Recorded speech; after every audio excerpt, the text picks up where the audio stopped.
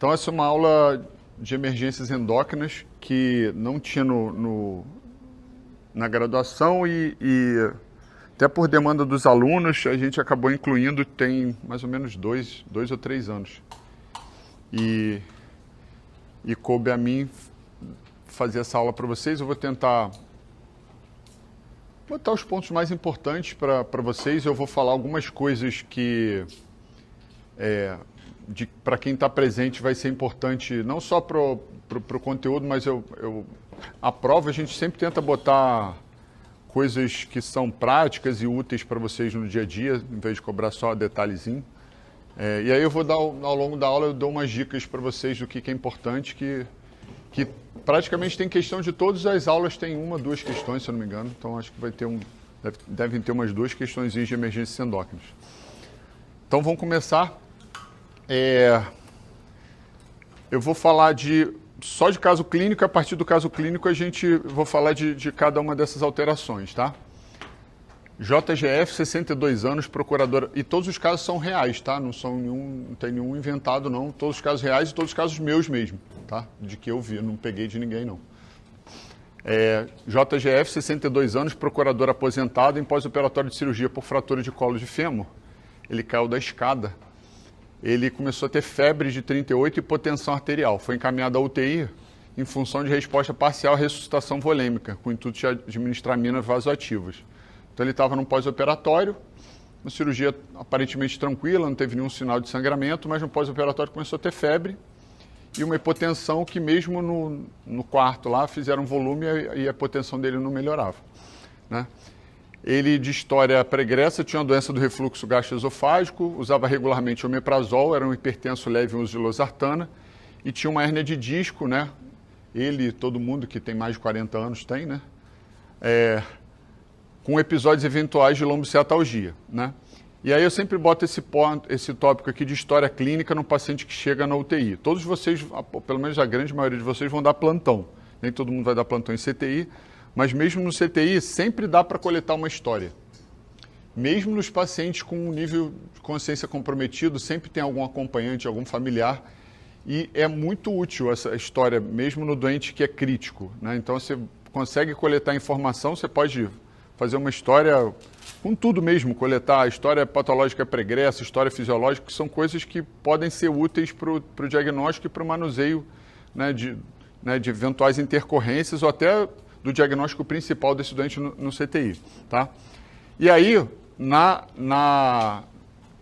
no próprio leito do CTI, teve uma alma caridosa que aprendeu na semiologia e persistiu em coletar a história, né? E coletou a história direitinho dele.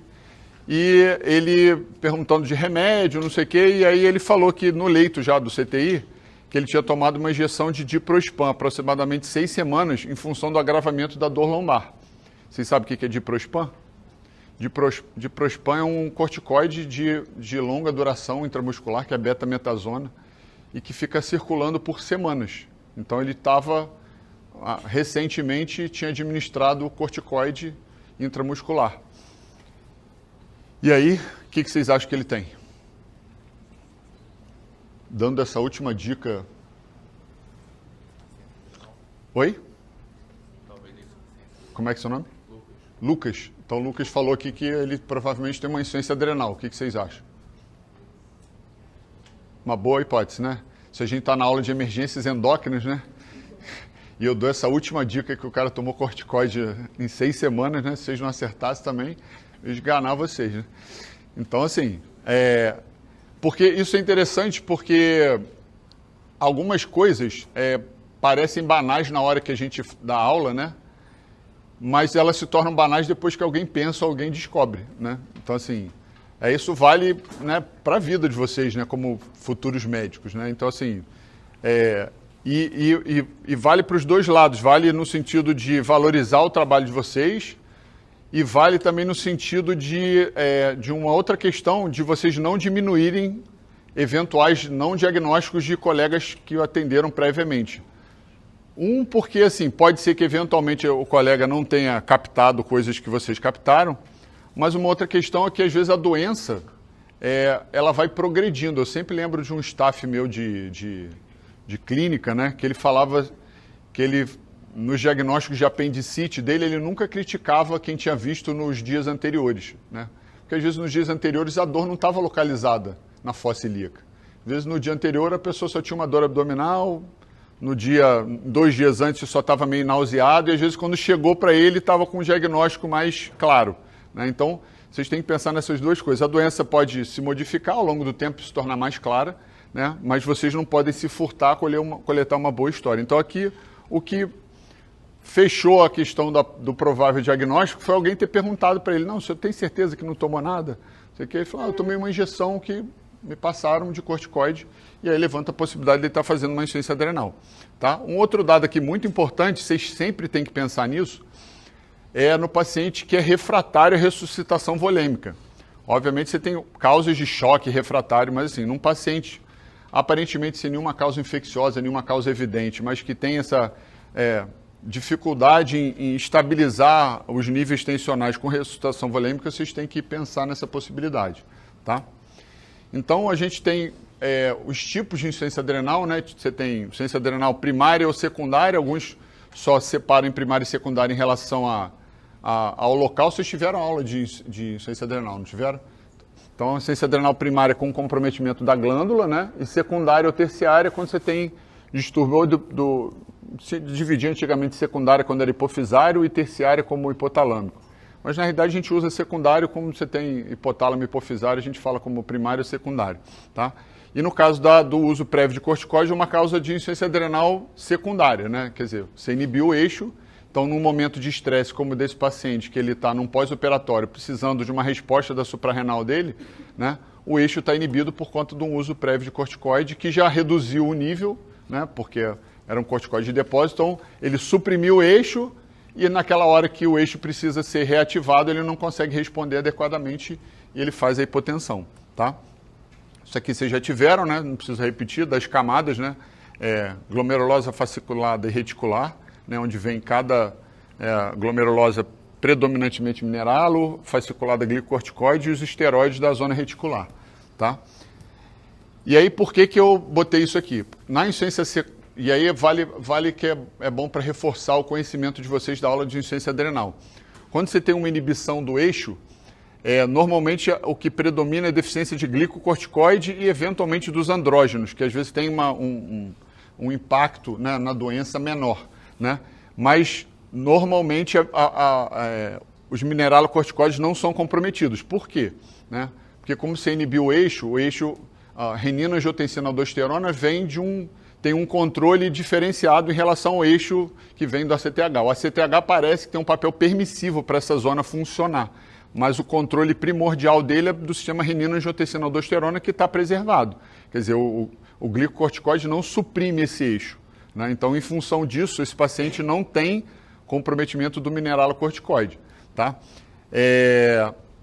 No entanto, acredito que vocês lembrem isso da fisiologia e o glicocorticoide ele tem um papel fundamental na expressão de receptores no endotélio vascular. Por isso que ele, na falta dele, esses pacientes às vezes não respondem nem à amina simpático-mimética. Numa crise adrenal, num choque adrenal, você dá amina para fazer vasoconstrição e ele não melhora, porque a falta do corticoide interfere com a expressão de receptores no endotélio vascular. Então, você dá o corticoide é surreal, o doente volta para a vida em não minutos, mas em geral de 30 a 60 minutos, o doente que é chocado, ele sai do choque, em 2 horas ele está normotenso, se você fizer corticoide para alguém com crise adrenal. Então aqui na insuficiência adrenal secundária, a principal causa é o uso exógeno de glicocorticoide, né? Você vai ter a supressão do eixo. E o que é importante vocês saberem é que isso tem relação com o tempo de uso e a dose administrada, tá? Normalmente ele é reversível, e esse tempo de recuperação é extremamente variável. Por que eu botei isso aqui? Eu não sei se falaram para vocês na aula que existem alguns mitos de quem usa corticoide, e aí vai um alerta, né? Que é o seguinte, quais são os mitos que normalmente as pessoas falam? Que a corticoterapia de 2 a 3 semanas não suprime o eixo adrenal. Isso não é verdade. Então, assim, você pode fazer por menos do que 2 a 3 semanas, se a dose sua for muito alta, você pode suprimir o eixo. Agora, quanto tempo que esse eixo está suprimido, a gente não sabe. Vocês lembram lá do Cushing? Como é que é o teste de screening para síndrome de Cushing? Quem estava na aula tem que lembrar. Como é que você faz um teste para saber se o paciente tem hipercortisolismo endógeno? Isso, vocês dão uma dexametasona às 23 horas e colhem o cortisol no dia seguinte. Como é que é o cortisol de alguém que toma 1 miligrama de dexametasona se a gente fizer aqui em todo mundo, imaginando que está todo mundo normal? Vocês tomaram dexametasona, no dia seguinte, como é que vai estar o cortisol? Baixo, menor do que 1,8. Então, você imagina se você passou 5 dias com uma sinusite tomando 40 miligramas de prednisona. Nos 2, 3, 4, 5 dias subsequentes, como é que vai estar o seu cortisol? Baixo, vai estar baixo. Só que a probabilidade de alguém ter uma intercorrência clínica no dia seguinte a semana que você tomou corticoide é muito baixa. Mas se eventualmente você acabou um curso de, 5 dias de corticoide e sofreu um acidente no dia seguinte, você pode estar sob o risco de insuficiência adrenal. E você usou 4, 5 dias. Tá? Então, cuidado com isso, porque assim, ninguém tem esse conhecimento, ninguém sabe qual o tempo efetivo que você mantém esse eixo suprimido, mas tempos curtos podem sim levar à supressão do eixo. Tá? E outro mito é que as doses baixas não causam insuficiência adrenal. Qualquer dose, a partir da dose fisiológica, pode suprimir o eixo, ou seja, a dose fisiológica, né, vocês falaram na aula, é em torno de 5 a 7,5 miligramas de prednisona, em torno de 20 miligramas de hidrocortisona. Né? Vocês têm que saber geralmente as equivalências. Né? 20 de hidro equivale a 5 de pred e a 0,75 de dexa. Tá? Então, essas são as doses mais ou menos fisiológicas. Então, numa dose mesmo que baixa, cronicamente isso suprime o eixo. Tá? Se tiver 20 de hidro, 5 de pred e 0,75 de dexa. São as principais equivalências que vocês têm que saber, tá? Aqui a causa da insuficiência adrenal primária, né? Aqui não é secundária, vocês tiveram aula disso. Né? Lembrando que existe uma diferença entre a insuficiência adrenal, que é uma coisa crônica, insidiosa, da crise adrenal. Né? Eu vou falar um pouquinho mais para vocês disso. Aqui é mais da questão da fisiologia, vocês já tiveram, né? Da questão dos eixos, né? Do primário, como que funciona o primário e secundário. E aqui só para reforçar e lembrar para vocês que não só, como tem na figurinha ali, a injeção, você pode ter um eixo suprimido por outras vias de corticoide aparentemente banais. O que são vias aparentemente banais? Tópico. Né? Eu já fui ver uma paciente em casa que me chamaram para ver por conta de hiponatremia e hipotensão, porque ela fazia... ela tinha um eczema que a acompanhante, ela tinha ficado no CTI um tempo, e a acompanhante entulhava de corticoide em dobras que ela tinha embaixo da mama, que ela tinha muita lesão, e eles tanhavam de corticoide aquilo ali todo dia. Ela tomava banho e aquilo suprimia o eixo. Então, todo corticoide conta. Tipo, tópico, inalatório, se você fizer, teoricamente, esses corticoides mais novos, você tem um potencial menor de absorção sistêmica, mas eles podem ser absorvidos. Né? Então, assim, paciente asmático, bronquítico crônico, que faz uso, ele acha que aquilo é tranquilo, mas isso pode inibir o eixo dele dependendo da dose que ele usar. Tá? Então, guardem que não é só comprimido, tá? Não é só injeção, mas pomada, corticoide nasal, né? E corticoide inalatório também podem induzir a supressão do eixo. Tá bom? Então, a insuficiência adrenal é a falência da secreção basal, resulta na insuficiência adrenal, que é a doença insidiosa. Guardem uma outra coisa também para reforçar o conhecimento de vocês da aula tanto de insuficiência adrenal quanto de hipercortisolismo. Não existe insuficiência adrenal sem perda ponderal. Então, assim, aí vai só um alerta para a fase da pilantragem da internet. Então, assim, fadiga adrenal de quem está com excesso de peso não existe, entendeu? Então, não existe insuficiência adrenal de quem está engordando. Insuficiência adrenal implica em perda ponderal, né? Fadiga que está presente em mais de 90% dos doentes. Né?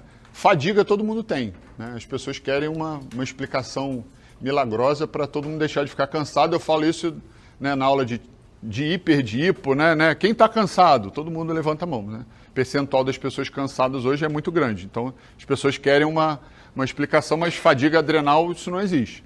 Tá? No entanto, a falência em ocasião de estresse é o que resulta na crise adrenal.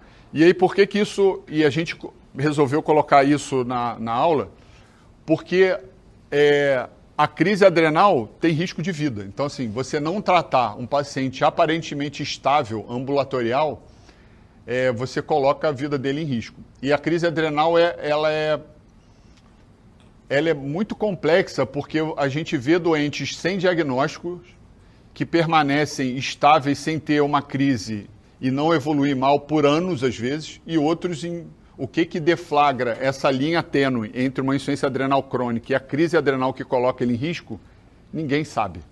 Então, assim, todo endocrinologista, eu já falei para vocês, eu estou formado há 30 anos, eu já vi pacientes com 10, 15 anos de insuficiência adrenal sem diagnóstico, no ambulatório, magro, fadiga e tal, mas vivendo, e outros pacientes que eu fiquei na dúvida se era ou não era, retardei o tratamento e o doente veio a óbito. Né? Esse doente que eu estou lembrando, eu vou levar para o resto da minha vida, assim, de me culpar de não ter tratado. Então, isso é um ensinamento para vocês. Se você suspeita de insuficiência adrenal, trate, porque isso pode estar colocando a vida do doente em risco. Ah, ele não tinha. Você tira o corticoide depois, não tem problema. Tá? Mas se há uma suspeita efetiva, né, e mesmo o doente ambulatorial, você trata e depois você colhe o exame antes de começar o tratamento, que vai te ajudar no diagnóstico, mas você não se furta de tratar o doente, tá? Então, como eu falei, a insuficiência adrenal crônica, né, tem as manifestações inespecíficas, né, fadiga, perda ponderal, redução de libido, alterações neurológicas, como depressão, e as manifestações gastrointestinais são muito frequentes, especialmente na crise, né? Dor abdominal, náusea, vômito, que, né, quem não vai ver um caminhão de gente com dor abdominal, náusea e vômito na emergência, quando que você vai pensar que ele pode ser insuficiência adrenal? Você vai ver milhões de gastroenterite para ver uma insuficiência adrenal. Mas tem que fazer parte da sua suspeita diagnóstica. Já a crise adrenal, isso é importante, que é a definição, que também não existe um consenso, né? Mas eu tentei pegar a que é menos conflitante em relação a livro-texto e tal. E aí a gente resolveu botar essa aqui para vocês. A crise adrenal é um importante comprometimento do estado geral com pelo menos 2 dos seguintes que estão ali embaixo. Hipotensão, náusea ou vômito, fadiga importante, febre, sonolência, hiponatremia ou hipercalemia ou hipoglicemia. Então você vê alguém com comprometimento do estado geral e com vômito e febre, são sintomas muito inespecíficos, né? Mas tem alguns ali que chamam atenção. Então, por exemplo, a hipotensão, quando a gente coloca o dado que eu falei no início, uma hipotensão refratária volume, num paciente que tem hiponatremia, isso aí você já pode levantar a suspeita, tá? Um paciente com hiponatremia e hipercalemia, a gente está com um paciente agora na DIP, que pediram parecer da gente por conta disso. Hiponatremia, hipercalemia num doente, só hiponatremia e hipercalemia, numa paciente HIV, levantou suspeita de que poderia ser insuficiência adrenal e pediram o nosso parecer. Eu acho que não é, porque a doente não está hipotensa. Mas, enfim, são nuances que vocês têm que sempre estar atentos, tá? O diagnóstico diferencial, né, completamente amplo, dor abdominal com causa de abdômen agudo, hipoglicemia. Vocês têm que pensar, e aí esse terceiro ponto aqui é importante, nos pacientes que têm hipopituitarismo, por quê? No paciente que sabidamente já tem comprometimento ou já operou a hipófise, ele tem um risco maior. Ou ele tem o diagnóstico de insuficiência adrenal, tem alguns pacientes, por exemplo, que têm tumores de hipófise e não tem o diagnóstico estabelecido. Se um doente que tem alguma alteração estrutural na pituitária e chega numa emergência com hipotensão, até que prove o contrário, ele pode estar com uma crise adrenal. Então você trata. Não tem certeza, dane-se. Dá o corticoide e depois, se não for, você tira. Tá? Porque você pode estar colocando a vida do paciente em risco. Tá? Então, gastroenterite com hipotensão postural, as alterações eletrolíticas mais suspeitas, como eu falei, hiponatremia e hipercalemia, especialmente, né, vocês tiveram isso na aula, por conta da deficiência de mineralocorticoide. Né? Eu não sei quem fez a questão específica da insuficiência adrenal, mas a deficiência isolada de glicocorticoide, em geral, pode dar hiponatremia, normalmente não dá hipercalemia. Já quando você tem mineralo, você pode ter hiponatremia e hipercalemia, tá? Acidose metabólica e o último que eu já tinha falado, a hipotensão refratária e ressuscitação volêmica, tá? Então, isso aqui é só a questão que eu já tinha falado, né? Tipo, né, a interseção e o overlap, né, do paciente com insuficiência adrenal e o que leva ele para a crise, né? Isso é difícil, a gente tem essa dificuldade na prática clínica mesmo, tá? Como eu tinha falado, é difícil o diagnóstico, raramente você não tem uma intercorrência associada, assim como em todas as crises de alguma deficiência ou excesso de glândula, você tem esse limiar entre o status que o doente está cronicamente ambulatorial e a crise, como a gente vai ver, assim, por exemplo, na crise tireotóxica. O que diferencia alguém que está só com hipertiroidismo descompensado para ele entrar em crise tireotóxica? Então, isso vale também aqui. Então, assim, o que leva, ultrapassa esse limite, a gente não sabe. E como eu falei, se você suspeitar, trata, tá? Não há justificativa para guardar tratamento em condição que coloca a vida do paciente em risco, tá? Algumas condições implicam maior risco de mortalidade, especialmente idoso, alteração de consciência e paciente diabético, tá? Mas é só a questão de risco de mortalidade, mas o importante para vocês é isso. Se você suspeitou, trata. No entanto, se você tiver a condição, antes de começar a tratar, de colher um exame, isso pode te ajudar para confirmar esse diagnóstico. Então, assim, todos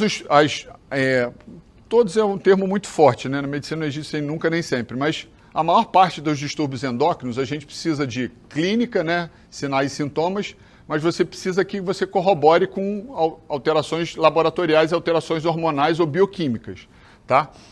Então aqui essa suspeita clínica corroborada com um cortisol baixo é o que vai te ajudar a fazer esse diagnóstico. Qual é o problema? O cortisol tem um ritmo circadiano em que os valores maiores dele são pela manhã e você vai caindo ao longo do dia até o período noturno, por exemplo. Vocês têm ideia como é que é o cortisol noturno, na hora que vocês estão dormindo? Oi? Zero? E aí, quem acha que é mais que zero?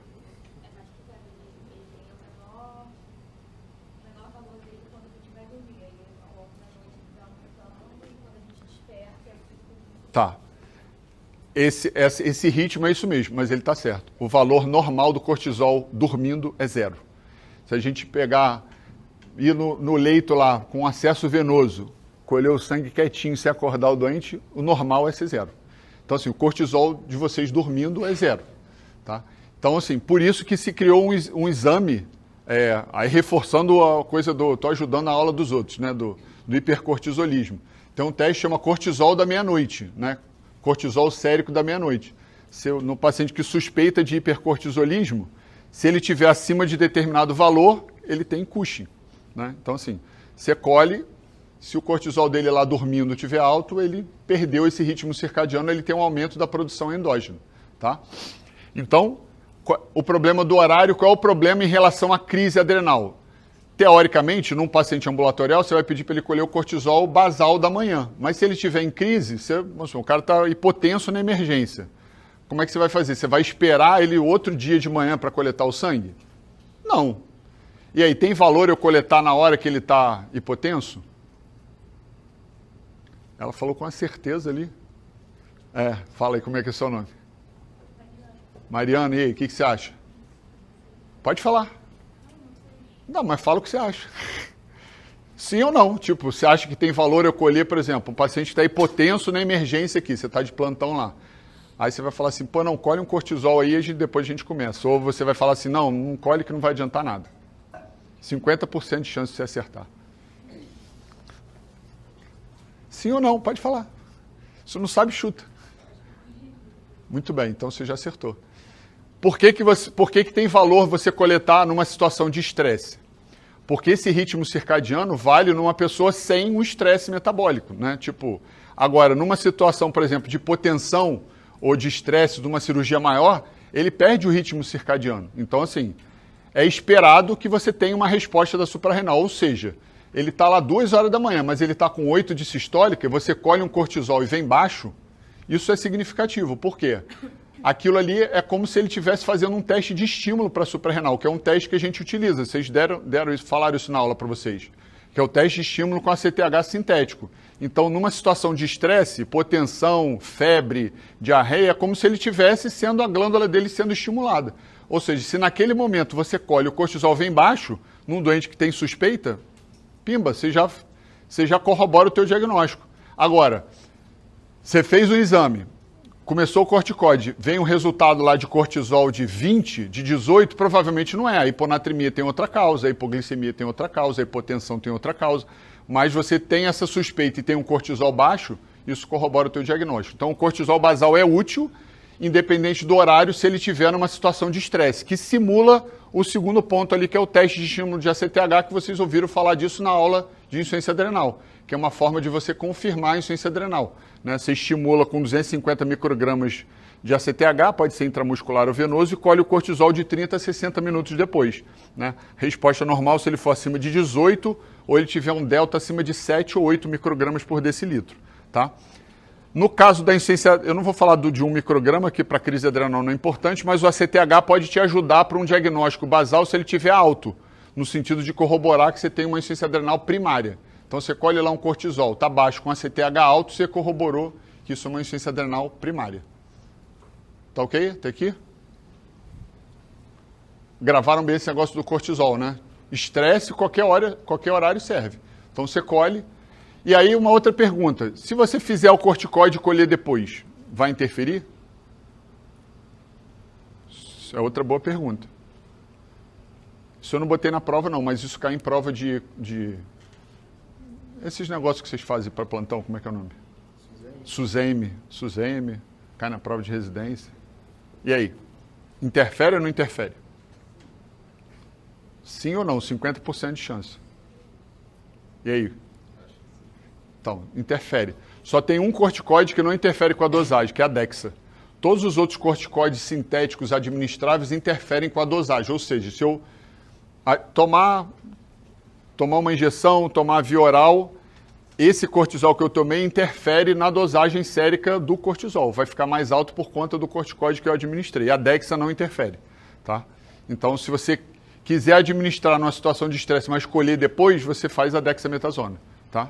Mas é teoricamente simples, você colhe um sangue, guarda, mesmo que você não tenha um laboratório, né, à disposição de madrugada, você colhe um sangue, guarda, pede para o laboratório colher, né, guardar, amanhã no dia seguinte você faz o corticoide, te ajuda a fazer o diagnóstico. Tá? Guardem isso que essa dica agora é boa.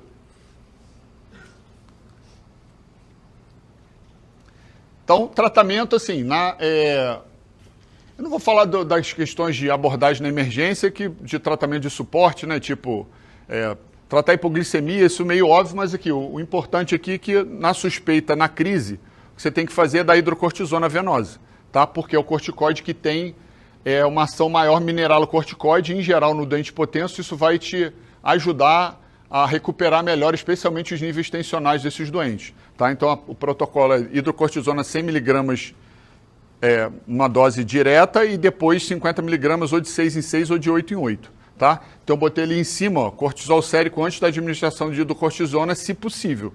Se não for possível, você faz o corticoide e segue em frente, tá? Então, em resumo da insuficiência adrenal, que é a primeira parte, esteja atento aos diagnósticos diferenciais, já que a crise adrenal passa desapercebida com frequência nas emergências, tá? Mantenha alto grau de suspeição em paciente com uso prévio de glicocorticoide, tá? Que é a causa mais comum de hipercortisolismo. Falaram isso na aula para vocês, né? A causa mais comum de Cushing é o uso de corticoide, tá? Se vocês quiserem ver alguém com Cushing, só vocês irem lá na pneumo, né? Por quê? Todos os pacientes da pneumo tomam corticoide. Vocês vão ver todos eles com a carinha redondinha, bochecha rosada e o braço todo cheio de equimose, que é a equimose espontânea do hipercortisolismo, né? Aquela pele, né, rarefeita, todo cheio de equimose, bochechudinho com face de lua cheia, rosadinho. Tá? Hiponatremia e ou hipercalemia em associação com hipotensão, especialmente se não responsiva a aminas e volume, você pode, né, você tem um argumento e um grau de suspeição para administrar hidrocortisona venosa. E mais uma vez, se você suspeitou, trata. Tá? Passando para outra coisa de emergência endócrina, eu posso botar esse caso, que também foi caso meu, esse caso a gente publicou. Eu não era aqui do fundão ainda. Eu era do IED, está no arquivo brasileiro. Mulher branca, 54 anos, encaminhada, estão vendo aqui? Encaminhada ao serviço de endócrino lá do IED, que era onde eu trabalhava, devido a sinais e sintomas típicos de hipertiroidismo. O paciente apresentava histórico patológico pregresso de hipertensão, insuficiência cardíaca e fibrilação atrial. E ela foi instituído tratamento com metimazol 40 mg dia. No curso do tratamento foram verificados níveis de bilirrubina elevados com quadro clínico de icterícia, colúria, fadiga e desconforto abdominal. E aí, por conta disso, suspenderam a droga antiroidiana e internaram ela em outro hospital, né? Em função do hipertiroidismo descompensado da FA e ela tinha um derrame pleural bilateral, ela foi transferida lá, na época eu era chefe da enfermaria. Na admissão, ela estava orientada, hipocorada, ictérica, 3 cruzes, taquipneica, normotensa, estava com uma frequência boa, não estava taquicárdica, não estava com febre, tinha um MC de 22, estando na ocasião da admissão há 3 semanas sem uso de nenhuma droga antiroidiana. Tinha uma tireoide aumentada, aí umas 3 a 4 vezes, que era 60, em geral de 15 a 20 gramas é o normal. Consistência fibroelástica sem nódulos. A ausculta pulmonar tinha estertor bilateral, a TT superior e uma ausculta com ritmo cardíaco irregular. Tinha um abdômen, não tinha nada de sem massa, visceromegalias, edema de membro inferior, 2 cruzes em 4, panturrilhas livres. E os exames laboratoriais estão ali na tabela. Então, o T4 livre dela, normal de 0,8 a 1,8, era de 8,7, TSH suprimido. Tinha uma albumina baixa, um TAP um pouquinho baixo, as transaminases também um pouquinho aumentadas, uma fosfatase alcalina também, gama GT também, mas uma bilirrubina muito alta, né? Uma total de 44, normal até 1, e com um predomínio de indireta, né? Mas todas as duas aumentadas, tá? Já que a gente está na aula de crise tireotóxica, vocês acham que isso aí é uma crise tireotóxica? E aí?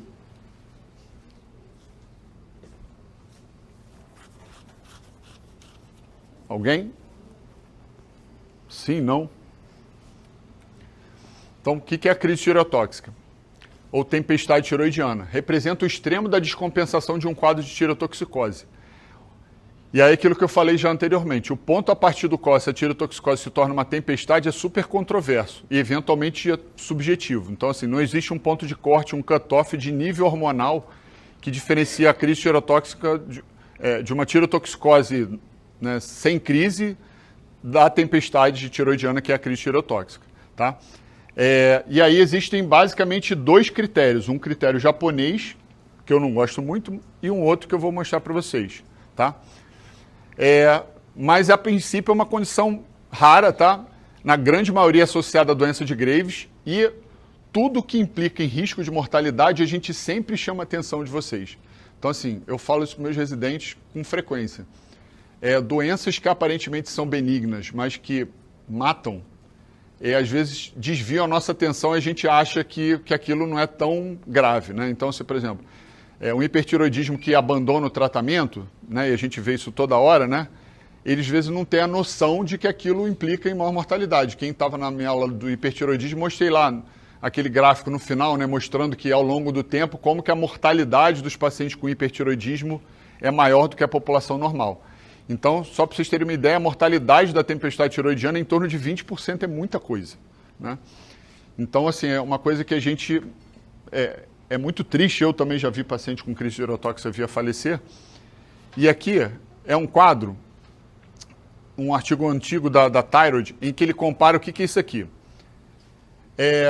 Ele compara pacientes que ele selecionou de outras patologias relacionadas ao hipertiroidismo, mas sem crise tireotóxica, de publicações com pacientes com crise tireotóxica. Então, o da esquerda ali, só essas 2 coluninhas primeiras aqui, ó. Tireotoxicose, com relato na literatura,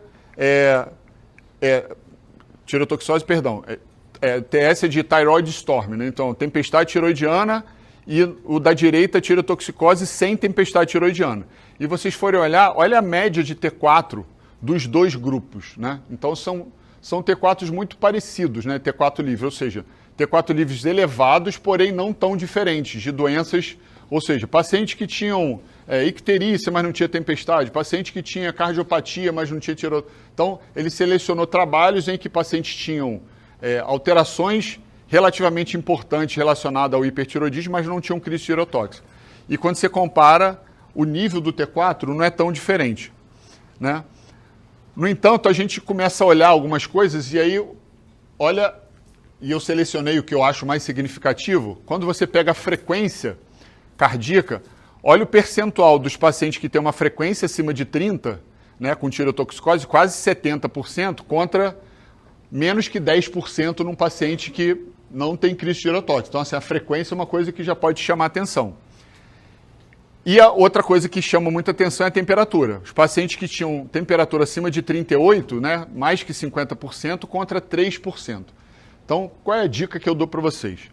Paciente com hipertiroidismo sabido, diagnosticado, e que chega para vocês com febre e frequência alta, fiquem com medo, né? Porque isso pode ser uma crise tireotóxica e isso implica em risco de morte para o doente. Então, ou seja, é um doente que precisa ser tratado mais agressivamente.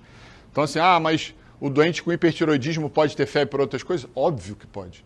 Ele pode ter gripe igual todos nós, pode ter sinusite, pode ter pneumonia. No entanto, né, num doente que tem febre, com uma frequência dessa e que sabidamente é hipertiroideu, tenham medo. E a outra coisa, que eventualmente é pior, é o doente que não tinha diagnóstico de hipertiroidismo.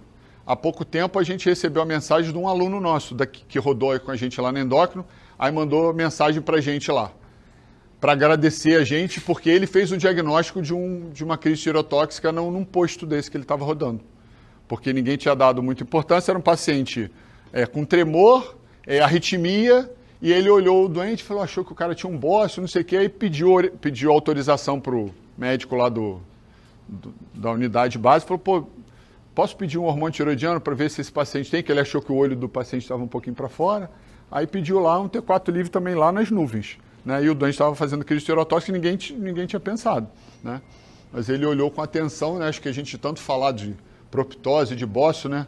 A gente acaba estimulando os alunos a olhar para o pescoço dos doentes, tá? Então, assim, a crise tireotóxica tem um diagnóstico clínico, né? Como eu botei ali, os sinais e sintomas peculiares da crise tireotóxica, febre, ansiedade, confusão mental, delírio, taquiarritmia, taquipneia ou taquidispneia, insuficiência cardíaca. Mas eu vou marcar aqui o que eu acho mais significativo. Então, assim, febre, alteração de consciência e o paciente que tem náusea e vômito. Aí eu vou explicar por quê. Quando o paciente, que eu sei que é hipertiroideu, me procura por náusea e vômito, eu me borro todo. E aí eu vou explicar algumas coisas para vocês. Todos vocês,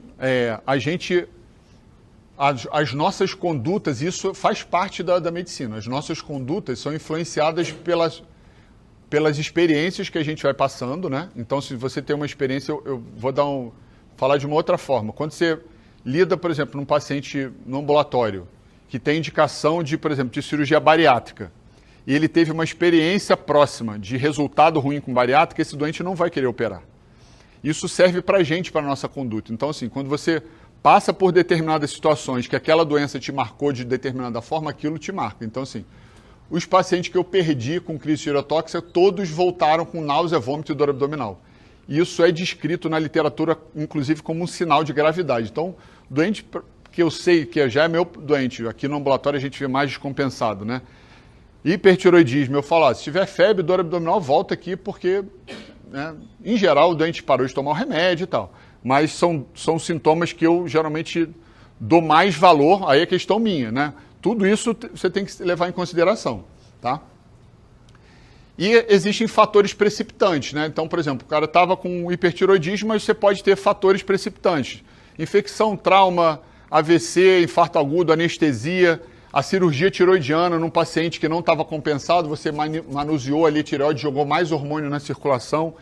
A dose terapêutica de iodo, quer dizer, você faz o iodo radioativo, queima a tireoide, joga mais hormônio na circulação, são fatores que podem precipitar a crise tireotóxica. Fala. A partir do momento que o doente começou a ter esses sintomas, quanto tempo eu tenho, quanto tempo esse paciente pode ter crise tireotóxica antes de ele morrer, assim, se eu não fizer nada? Não sei. Mas é coisa de menos de um dia? Não, em geral, é difícil de responder, porque assim, o que leva ao óbito é multifatorial. Alguns casos, até porque é difícil documentar isso, né? Vou te contar os pacientes que eu perdi de crise tireotóxica. Os 2 pacientes que eu vi de próximo foram por arritmia. Inclusive, eu estava no IED. O doente, já que você perguntou, eu vou contar a história. Era um doente com hipertiroidismo e muitos não fizeram diagnóstico, eu comecei a tratar ciência cardíaca e tal, ficou internado, compensamos ele. Esse cara, ele produzia festa infantil. Ele fazia, tipo, coisa de, né, montava aqueles negócios, né, bonequinho e tal. E ele falou assim, pô, doutor, eu tenho uma festa para fazer esse próximo final de semana. Pô, que já tá pago, não sei o quê. E aí, assim, ele já era um hipertiroidismo de muito tempo, começou coisa de trabalho, não estava tratando, e era um hipertiroidismo grave. E aí eu virei para ele e falei assim, olha, eu queria só te mandar embora quando você tivesse com tudo resolvido, a gente ia fazer dose de iodo, mas ele chorou tanto que a gente deixou, falou assim, então vai, resolve tuas coisas, depois você volta para internar de novo. Ele voltou? Não. E aí a mulher dele falou que ele, volta lá, não sei o que, ele arrumou outras coisas de trabalho, voltou 3, 4 semanas depois. Desbloquear seu iPhone antes. Aí está tomando conta de mim, né? E aí ele voltou algumas semanas depois, descompensado de novo. Falei, vamos internar, né, com insuficiência cardíaca descompensada. Deitamos ele no leito, pegou acesso venoso para começar a medicação, ele parou.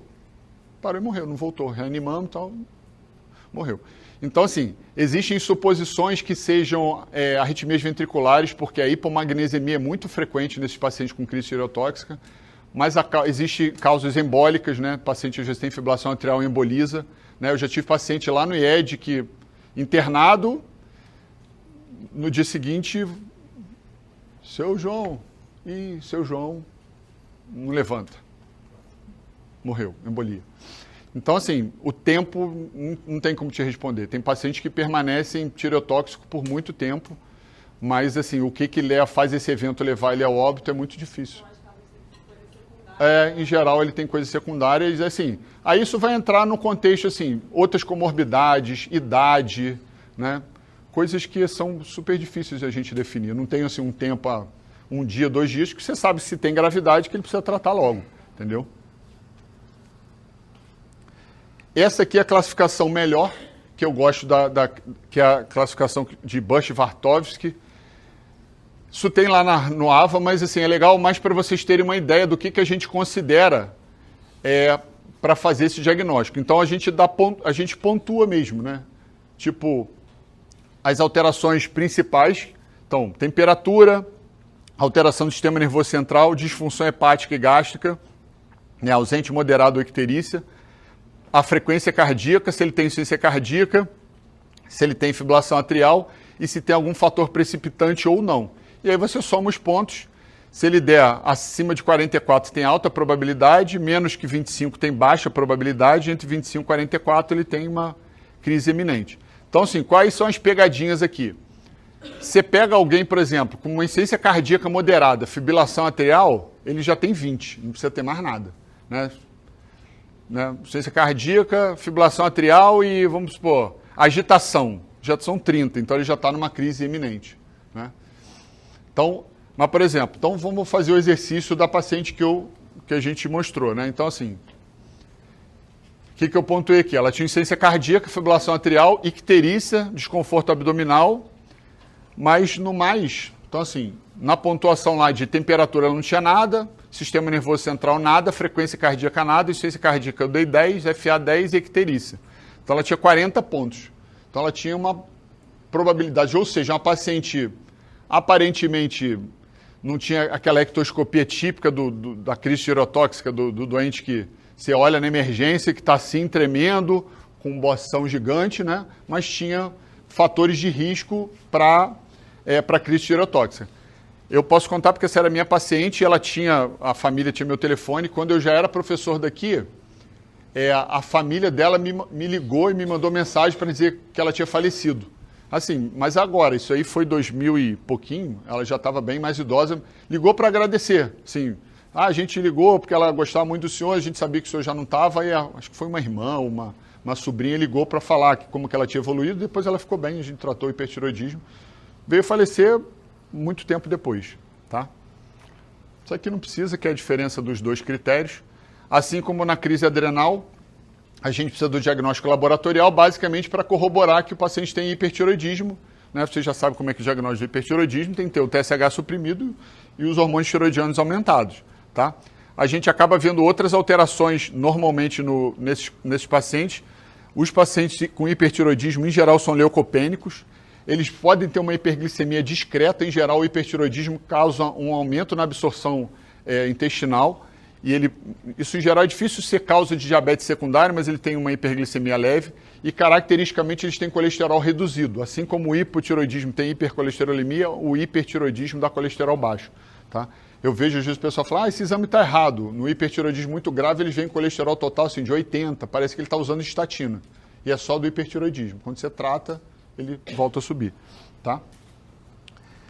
Como vocês viram, a icterícia pode ter disfunção renal, alterações eletrolíticas. E como eu tinha falado, né, a hipomagnesemia, ninguém sabe exatamente o mecanismo, mas é conhecido como sinal de gravidade da crise tireotóxica.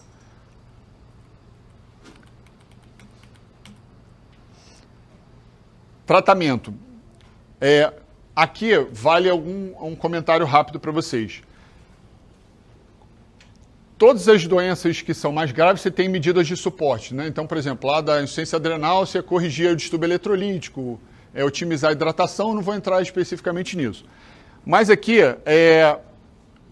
esses dois primeiros pontos, vocês têm que ter atenção. Por exemplo, a questão da hidratação, no caso da crise tireotóxica, em geral, são pacientes que têm arritmia e têm insuficiência cardíaca. Então, vocês têm que ter cuidado em relação à questão da hidratação venosa. O segundo ponto não é muito para a gente aqui, mas assim, os americanos usam muito aspirina como tratamento da febre. Então, isso também é questãozinha de prova, não está nessa prova de vocês não, mas nesses concursinhos às vezes caem isso. Né? Tipo assim, a aspirina não é um tratamento indicado para tratar febre nos pacientes com hipertiroidismo. Por quê? A aspirina pode deslocar o hormônio tiroidiano das suas proteínas de ligação e pode agravar em doses maiores o nível sérico do hormônio tiroidiano. Então, se vocês forem ler literatura americana, ele fala não usar aspirina como antitérmico, porque a dose como antitérmico é maior. A gente aqui não usa aspirina para isso, a gente trata com Novalgina e Tilenol, então para isso não tem problema. Tá? A gente sempre tem que pesquisar um fator precipitante, o controle das manifestações adrenérgicas é fundamental, que praticamente todos os pacientes têm, frequência aumentada, fibrilação atrial e insuficiência cardíaca. Sempre evitar a sedação, porque o nível de consciência pode ser um parâmetro de gravidade. E a abordagem das arritmias é sempre controverso, tá? Especialmente em relação à indicação ou não de anticoagulação. Aqui eu vou fazer uma... Acho que eu não botei o trabalho. Enfim, não sei se está mais para frente. Mas especialmente paciente com fibrilação atrial, existe a controvérsia se você anticoagula ou não. Eu falei para vocês na aula de hipertiroidismo, né, do Chades-Vasque, vocês lembram, não? Chades S2, Chades-Vasque, né, se você está indicado ou não. Vocês já tiveram na cardio isso? Já, né? Então, só para reforçar e lembrar que aí é o conhecimento também da aula do hipertiroidismo, né? Tipo, nesses pacientes com crise tireotóxica, em geral, são pacientes jovens. Então, frequentemente, se o doente não tiver insuficiência cardíaca, o Chades-Vasque dele, às vezes, é baixo, né? No entanto, isso foi um trabalho nosso daqui, a gente já mostrou que as alterações de eco transesofágico desses pacientes são frequentemente de risco para eventos tromboembólicos. Eles têm alterações no eco transesofágico de risco em mais que 50%. Então, o Chades-Vasque que os cardiologistas usam, em geral, não serve para os hipertiroideus. Então, ele é um doente de risco para trombose e para embolia. Tá? Então, sim, o que a gente recomenda, quando pedem parecer, eu sempre faço eco transesofágico. Na impossibilidade, o melhor é anticoagular esses doentes. Tá? O controle do hipertiroidismo, como eu falei lá na aula de hipertiroidismo, aqui é uma situação em que o propil está indicado, a crise tireotóxica, em função do propil mexer na conversão periférica de T4 para T3, ele consegue o controle do hipertiroidismo mais rápido do que o tapazol. Tá? Então, lembrando, propil é crise tireotóxica e primeiro trimestre da gestação. Tá? Mas você pode usar o metimazol também. E você pode usar outras formas de diminuir a liberação do hormônio tiroidiano. O que é mais eficaz e rápido é o iodo, né? Que a gente falou lá do... Lembra? Wolff-Chaikoff, Jod Baso, né? Aqui pelo efeito de Wolff-Chaikoff. O único problema do iodo é que você mata a possibilidade de depois fazer iodo radioativo, porque aquele iodo vai contaminar, você não vai conseguir captar depois o iodo radioativo para o tratamento. Mas num caso muito grave, a solução de Lugol, o iodo administrado, pode ser muito útil. Inclusive, você pode botar até no soro, você pode jogar o Lugol no soro, que é estéreo, e administrar por via venosa, tá? O lítio é uma outra droga que a gente usa também. O lítio diminui a proteólise da tireoglobulina, é uma outra alternativa, mas em geral o propil em dose maior, em dose de ataque, dose de manutenção, é o pilar do tratamento da crise tireotóxica. Corticoide pode diminuir a conversão periférica, o beta-bloqueador é sempre importante para o controle das manifestações adrenérgicas, e esses dois últimos a gente raramente lança a mão, porque aqui para a gente é difícil, a colestiramina é muito cara, mas ela pode diminuir a circulação enterohepática dos hormônios, pode ser uma alternativa adicional, e a L-carnitina, que algum pessoal da maromba dos suplementos usa, né, para melhorar a composição corporal, parece que tem um efeito discreto na ação periférica do hormônio tiroidiano. Mas assim, o principal é beta-bloquear bem o doente e usar a droga adequada do antiroidiano. Tá? Trata a febre, beta-bloqueia ele bem e faz a droga antiroidiana em dose adequada, é o pilar do tratamento, você consegue tirar a maior parte dos doentes. Qual é o problema que a gente tem maior na prática? O doente que tem alergia ao antiroidiano. Então assim, o doente fez uma, sei lá, hepatite, não sei o quê, e não pode usar a droga antiroidiana. Aí é brabo, né? Porque aí você tem que ir para um tratamento definitivo, ou cirúrgico ou iodo, né? Esses outros, especialmente nos hipertiroidismos mais graves, você não podendo usar droga antiroidiana, a gente tem pouca alternativa, né? Então esses são os casos mais difíceis, tá? Isso aqui não precisa, vai estar na aula só para vocês terem uma ideia, né, de tratamento de suporte, primeira linha, tá? Isso aí tem lá no AVA para vocês darem uma olhada, tá? E a última coisa para a gente encerrar, último caso, JM masculino protético também foi caso real, tá?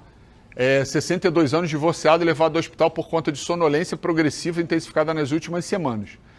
Ele tinha sido encontrado dormindo dentro do próprio carro na garagem do prédio. Então ele vinha do trabalho, parava o carro, aí ele de tanto sono que ele tinha, ele encostava no carro e ficava dormindo no carro mesmo. Aí um dia o porteiro foi lá, fulano, você tá... E aí ele acordava, aí o porteiro entrou em contato com a ex-mulher dele, porque ele já era separado, mas a ex-mulher dele. Então, talvez seja a dica mais importante da aula. Sim, se vocês separarem algum dia, termina o relacionamento de forma amigável, porque assim, uma ex-mulher pode salvar a tua vida, como pode acabar com a sua vida. Então, assim, na evolução do caso, vocês vão ver que a ex-mulher dele foi importante, a beça.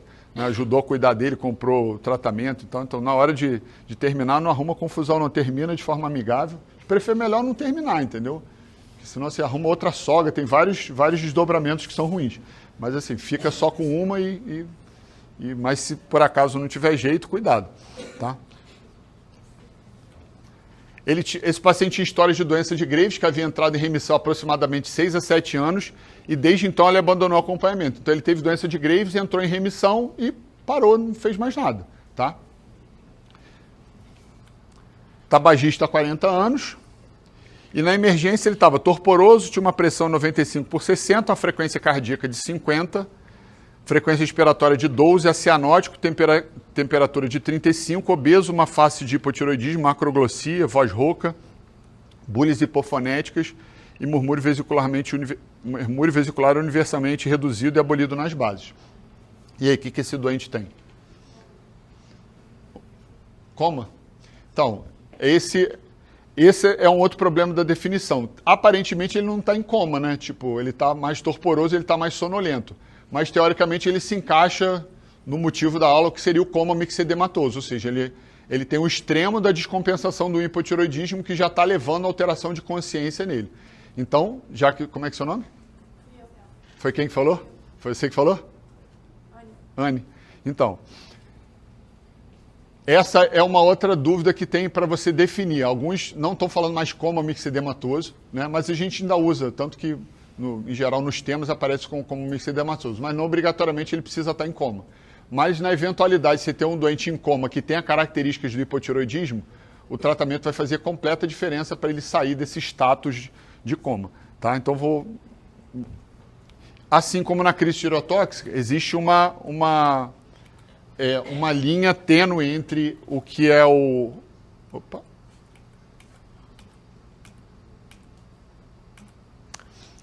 Então, é a alteração extrema do hipotiroidismo, tá?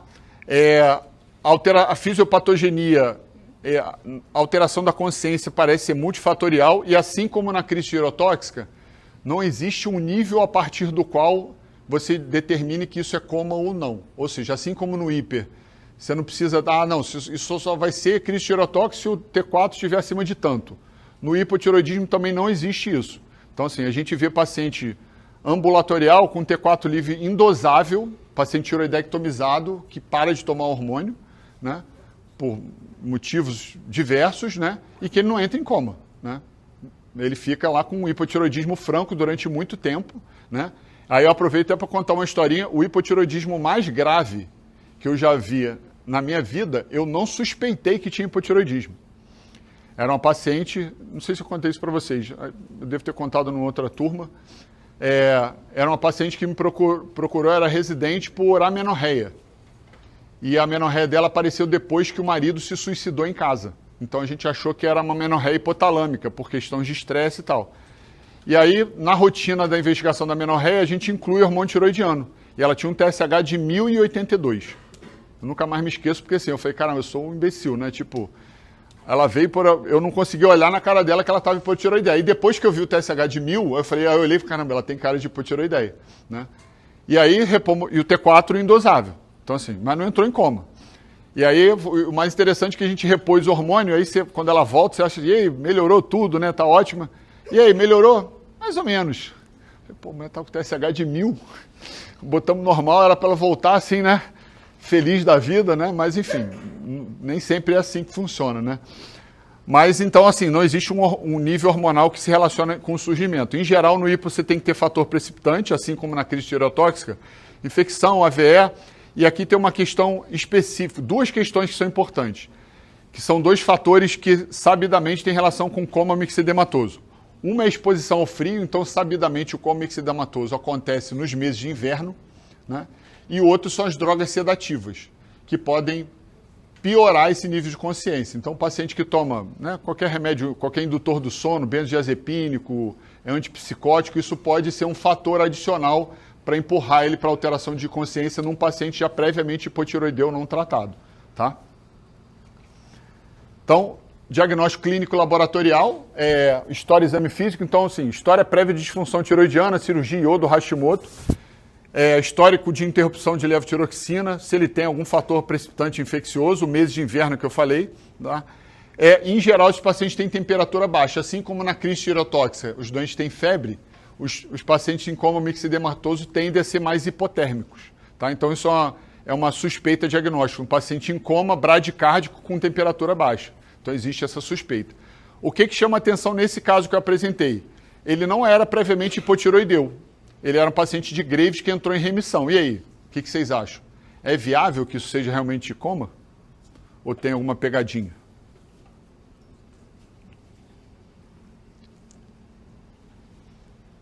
Então, lembra que eu falei que o Graves e o Hashimoto são espectros da mesma doença? Que o paciente com Graves tem anticorpo, anti-TPO, anti-tireoglobulina?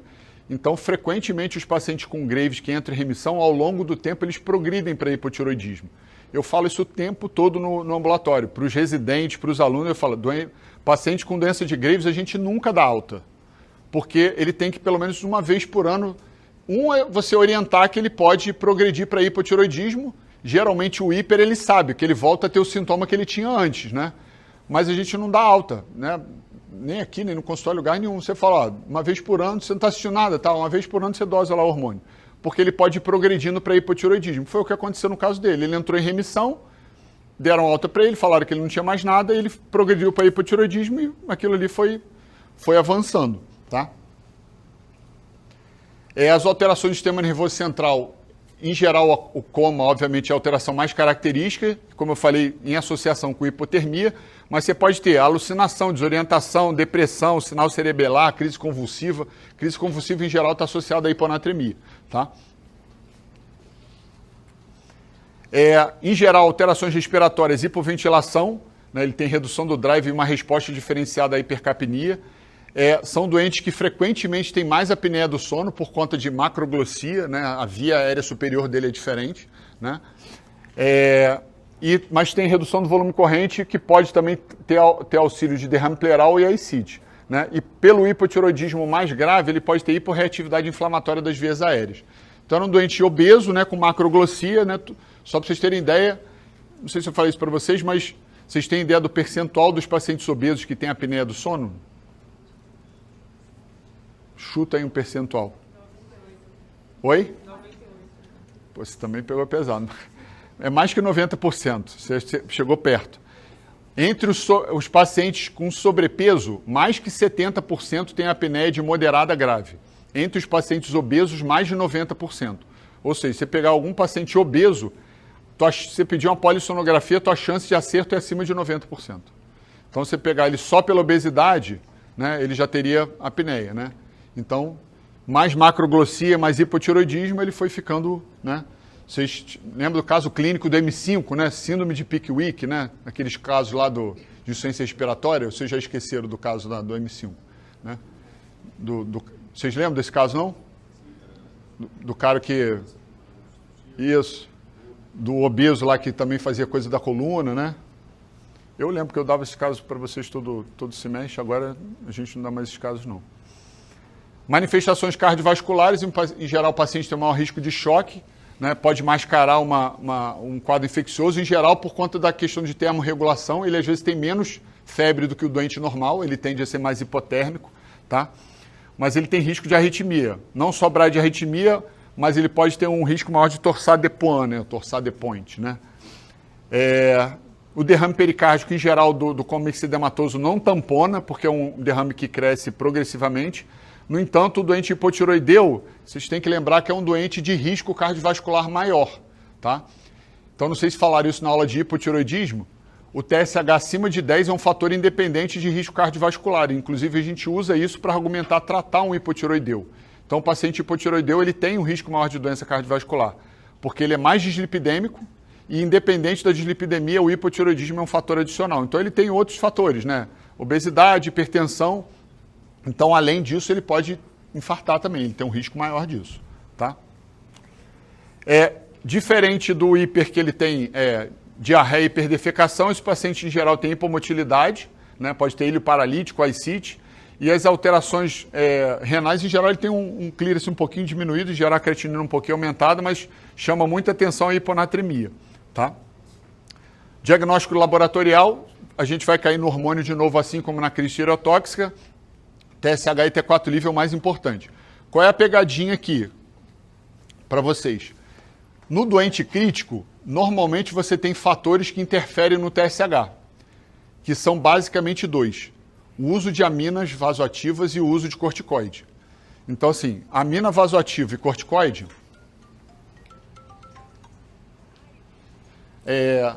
podem abaixar o TSH. Então, isso pode mascarar o que você está esperando, eventualmente, num TSH muito alto. Então, a gente sempre tem que tomar cuidado com isso. Mas, em geral, os pacientes têm o T4 muito baixo.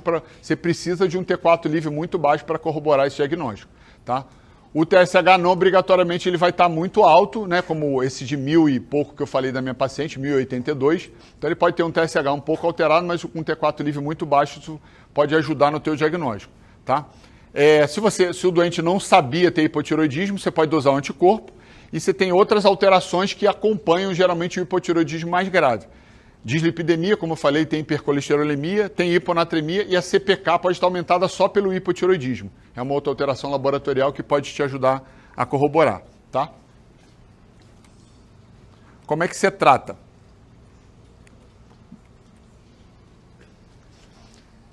O que é diferente do tratamento do hipotiroidismo ambulatorial?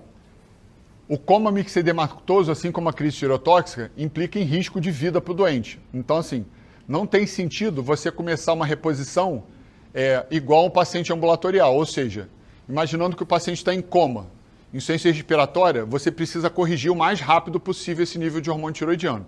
Qual é o risco que você tem de repor muito rápido esse hormônio para ele?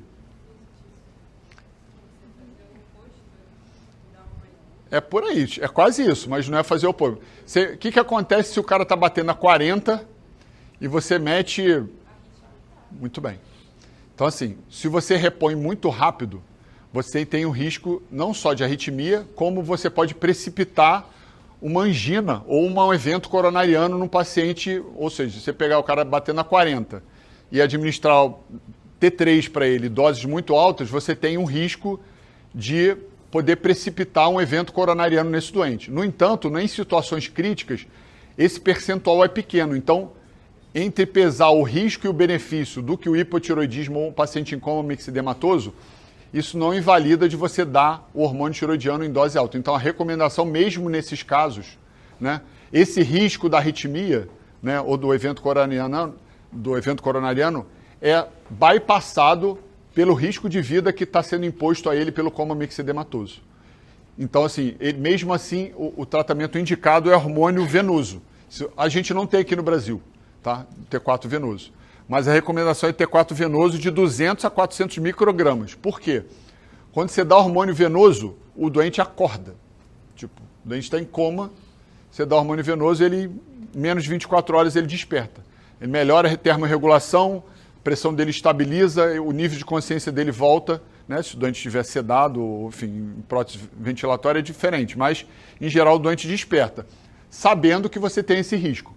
Em função desse risco, que não se recomenda você tratar com T3, que teoricamente é hormônio ativo. Então, o T3 direto tem um risco maior de arritmia. Então, assim, a recomendação principal é T4 venoso, que a gente não tem, tá? Só estou falando assim, na literatura é o que tem, o mais recomendado é isso, a gente não tem. E aí vai uma outra explicação interessante. Por que que normalmente não traz grandes problemas você fazer essa dose alta de T4 venoso? Porque normalmente nas situações críticas você tem algum grau de desregulação na conversão de T4 para T3. Então, normalmente esse T4 venoso nessas fases críticas, ele não vai converter tão bem a ponto dele gerar um nível de T3 tão alto e suficiente para induzir alterações cardiológicas nele. Então, assim, é um doente que o T4 venoso faz muita diferença, tá? O risco maior do T3 venoso é a da arritmia e do evento coronariano, tá? Mas a gente também não tem T3 venoso, né? A gente tem nem T3 comercial oral, a gente faz de manipulação. Então, aí você vai perguntar assim, pô, professor, como é que eu trato? Né? O que a gente faz? A gente faz doses maiores pela sonda e na crise tireotóxica, como a gente não tem hormônio venoso, em geral a gente associa já o T3 de início, em doses maiores pela sonda, tá? Então, assim, essa é a discussão. T3 é mais T4 ou T3 isolado. Os poucos trabalhos que tem mostram que, assim, o T3 é o que mais rápido recupera o nível de consciência. No entanto, com risco maior de evento coronariano, tá? E de arritmia. Então, por conta disso, a base principal do tratamento é o T4 venoso, tá? A gente aqui, como a gente não tem preparação venosa, a gente faz doses mais altas pela sonda de T4 com T3. Tá bem? Aí eu botei as doses, só para vocês terem, se algum de vocês tiver curiosidade de saber as doses. Então, se for imaginar que 400 microgramas de T4 venoso, né, uma dose alta, tipo um doente ambulatorial vai usar aí 150, 200. Você está dando aí de 2 a 3 vezes a dose que seria ambulatorial, né? Então, mas se ele está no estágio, numa doença crítica por conta da falta do hormônio tiroidiano, tá? A questão da hipotensão e da hiponatremia, em geral, estão associadas nesse doente. Se vocês forem ler a literatura, olhar no livro, frequentemente eles recomendam que você faça corticoide junto. Na realidade, isso veio contaminado por conta de alguns casos com hipotiroidismo e com mixedematoso, mas que eram hipotiroidismo secundário, que às vezes o paciente tinha insuficiência adrenal secundária em conjunto. Então, não existe um protocolo bem definido de que você realmente precisa dar corticoide para esses doentes. Em geral, a gente acaba, endocrinologista sempre dá uma dosezinha de corticoide junto no tratamento, tá? Mas você sempre deve buscar o fator precipitante, tá? Aqui é mais ou menos o panorama igual do tratamento da crise tireotóxica, né? Tipo,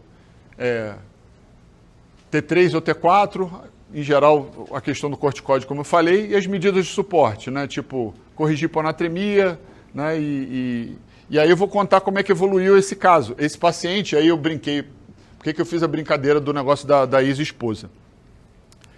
Essa ex-esposa, que foi fundamental para levar esse paciente para o hospital, ela não só levou ele para o hospital, como ela pagou a importação do hormônio venoso para esse paciente, que chegou rápido. Eu acompanhei ele depois, a gente com poucos dias a gente conseguiu hormônio venoso, ela conseguiu lá uma importadora que trouxe, fizemos corticoide venoso para ele, ele despertou assim, melhorou a parte ventilatória, acordou, melhorou a hiponatremia, graças à ex-mulher dele que não só levou para o hospital, como bancou o hormônio venoso para esse paciente. Mas, infelizmente, a gente não tem essa preparação comercial aqui, ela conseguiu importar do hormônio venoso para ele. Era isso. Valeu, gente. Obrigado.